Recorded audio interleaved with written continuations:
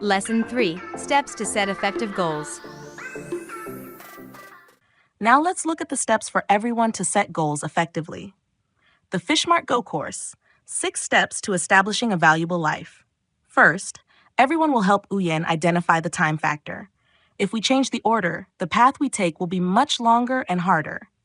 So now if, for example, you are a healthy person, but if you are lying in bed with only about a week or a month left, think about what you really need to do in that week or month, what you want to do, and what value you want to leave behind. What is your goal for that week or month? At that time, you will think about it. If you have a set amount of time like that, it might be easier for you to choose and determine your goals. Sometimes you might choose goals that are truly meaningful for your life. Therefore, first, we will determine the time frame, whether we have a lot or little time, whether our goal is big or small, and how long it will take to achieve it. If it is a 1-month goal, we will circle it, defining it as a goal to be implemented within a month. Next, we will identify factors related to the goal. For example, if your goal is about finances and income and you set it for 6 months, wanting to improve your income, then during this period, we will look at the factors related to our income. If we are working, we have a boss and colleagues around us. Advancing in your career is a way to improve income. Or taking up additional jobs outside working hours is also a way to improve income. If you're doing business, you might think about recruiting more staff to increase the efficiency of your business, thereby improving income.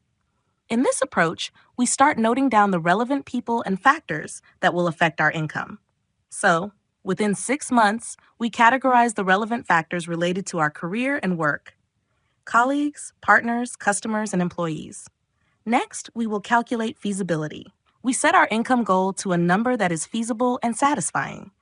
For example, if we set our income goal to 25, 50, 100, or 200, we need to adjust it to a level that makes us happy, comfortable, and feels worth the effort. Then we measure. For example, if our 6-month goal is to reach a certain income level, we break it down monthly. Each month, we will achieve a part of it. I'll give you an example from my experience. When I used to teach at schools, my hourly wage was just a few $100,000 VND per hour for 3 to 4 years. Even when I taught outside at centers, I was naive enough to accept the same wage as I did at school. Then, fortunately, a colleague shared with me that he was training corporate employees with a rate of a few million VND per hour. This made me rethink because we knew each other's strengths and capabilities. I realized I had an advantage in corporate training due to my background with large companies that have structured processes.